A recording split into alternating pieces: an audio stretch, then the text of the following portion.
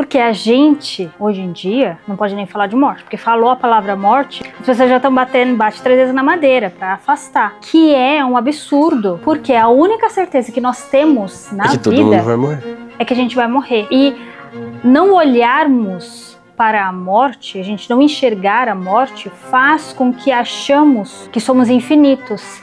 E o fato de que achamos que somos infinitos quando vem a morte de algum ente querido ou de alguém, aquilo nos devasta profundamente, porque não estamos olhando constantemente para a morte. É como se estivesse escondendo a poeira embaixo do tapete, né? Exatamente. Por isso que tantas pessoas também, elas se apegam tanto à juventude, tantos tratamentos hoje, para que as pessoas se mantenham na juventude, para não olhar para a finitude que é o envelhecer. O envelhecer faz com que você olhe para ficar mais perto do que é finito, e que uma hora realmente vai acabar. Você não tá aqui. Tudo na vida é cíclico. Se a gente tem as 4 estações do ano, 12 meses no ano, temos dia, a tarde, a noite, tudo é cíclico e a nossa vida é cíclica. E aquele filósofo que ele fala justamente o contrário. Não lembro qual que era. Tem um filósofo que ele fala que tudo é parado, que não é cíclico, que é estático. Então, o que a gente pode parar para pensar também, o tempo. O tempo em si, ele não existe. O que é o tempo, né? Esse tempo de relógio. Quando a gente olha para o tempo do relógio, ele nada mais é do que um óculos que a nossa mente tem para a realidade. Porque, por exemplo, quando você vai dormir, quando você acorda, você não vê o tempo passar, certo? Parece que passou alguns minutos, mas você sabe que passaram horas. Que quando você olha no relógio, passaram horas. Parmênides, em contraste com Heráclito, acreditava que nada nunca muda. Ele argumentava que o ser não pode fugir do não ser, e portanto tudo que é, sempre foi. Segundo ele, a verdade imaterial e eterna é a essência de todas as coisas, e os sentidos humanos não devem ser usados para chegar à verdade, mas sim à razão. O que ele está falando aí é o que realmente é, o que é verdadeiro, é o que é infinito. E o que é infinito? O seu corpo, ele é infinito? Não. Então ele não é verdadeiro. A natureza, ela é infinita? A natureza não. O verão, ele é infinito? Ah, entendi, não. A natureza, as árvores, as plantas, ela é infinita? Não. A matéria, individualmente, ela é não. infinita? Não, porque tudo morre. Tudo morre, tudo é cíclico. Assim como o tempo, ele também não é infinito. Ele é só uma visão de se expressar a nossa consciência. É o nosso óculos para a realidade, como nós enxergamos a realidade. A gente precisa da matéria para enxergar essa realidade enquanto estamos aqui. Platão falava, né, do mundo das ideias.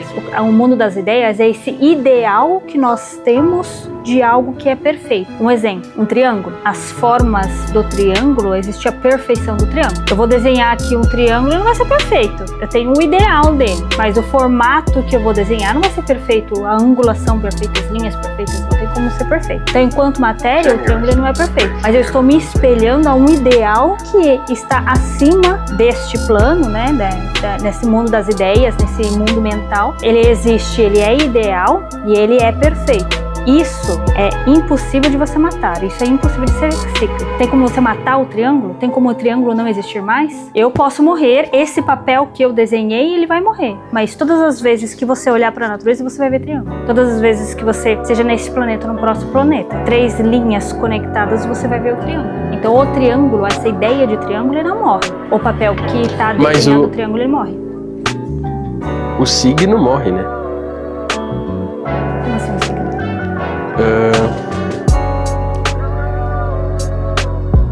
A ideia de uma forma de 3 lados não morre.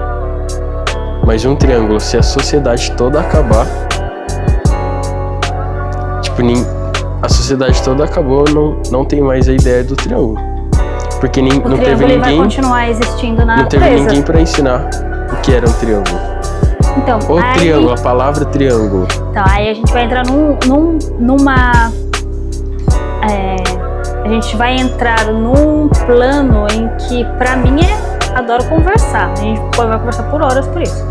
O que torna algo real é a sua aprovação de que a minha existência ela é só real uma vez que ela é expressada a partir dos olhos dos outros, ou ela é real por si só, pela própria existência. A minha existência, eu existo. Eu existo porque a minha existência, ela basta por si só por eu ter nascido, ou porque eu tenho outras pessoas que estão olhando a minha existência. Eu preciso de testemunhas para a existência ser real, ou apenas a existência dela, ou a minha existência, o fato de eu nascer, eu já existo? Eu não sei, porque pra mim, a minha existência existe independente de quem estiver vendo ou não. Então o triângulo, mas mesmo a sua na natureza, existência só existe quando eu tô te observando. Mesmo eu me colocando então, pela sua visão, você só existe pra mim quando eu te vejo, ou quando eu penso em você. A minha existência na sua realidade precisa da sua existência, certo? Uhum. Mas a minha existência, que a gente abre uma amplitude para outro tópico, por exemplo, a cadeira. Essa cadeira que eu estou sentada, ela existe, independente da minha existência. Hoje, neste exato momento, eu estou sentada nela, então ela faz parte da minha existência. Só que a cadeira não existe para que eu sente. A cadeira, ela existe, ela é usada para ser sentada, mas qualquer pessoa que sentar nela, ela está servindo o seu propósito. Não precisa da minha existência, não existe utilidade. Nada é feito para servir apenas aos outros. A minha existência não se é validada pelo quanto eu sirvo aos outros. Então, se eu existisse num mundo sem pessoas, a minha existência ela ainda é validada.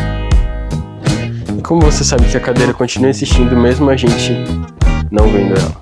Mesmo a gente indo embora? A gente saiu daqui e deixou a cadeira aí, mas será que ela continua existindo?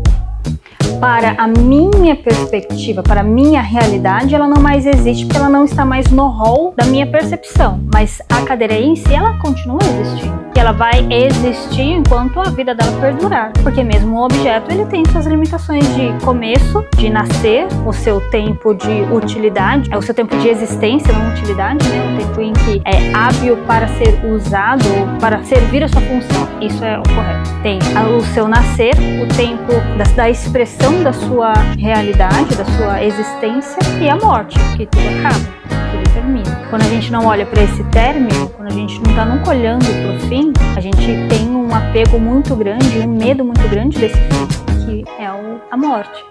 Porque e como que faz pra gente não ter esse medo da morte? Olhando para a morte todos os dias. Porque tudo está morrendo de alguma forma para que outros ciclos eles nasçam. A sua juventude ela já morreu. Você não é mais uma criança.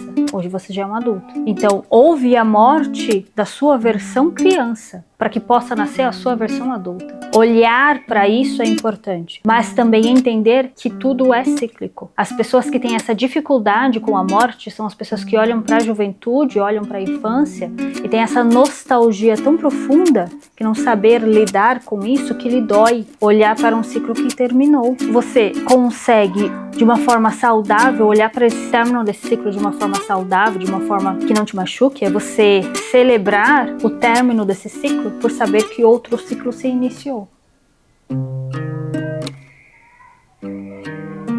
Entendi. Tem alguma forma prática, tipo, uma coisa que eu posso falar, o que eu posso pensar, que eu posso escrever pra deixar de sentir essa dor do que já acabou? Ou mesmo antes de acabar? Porque tem gente que sente a dor mesmo antes de acabar. Quando pensa na morte, por exemplo. Se dói porque um dia vai morrer. E nem aconteceu ainda. Como que eu faço pra...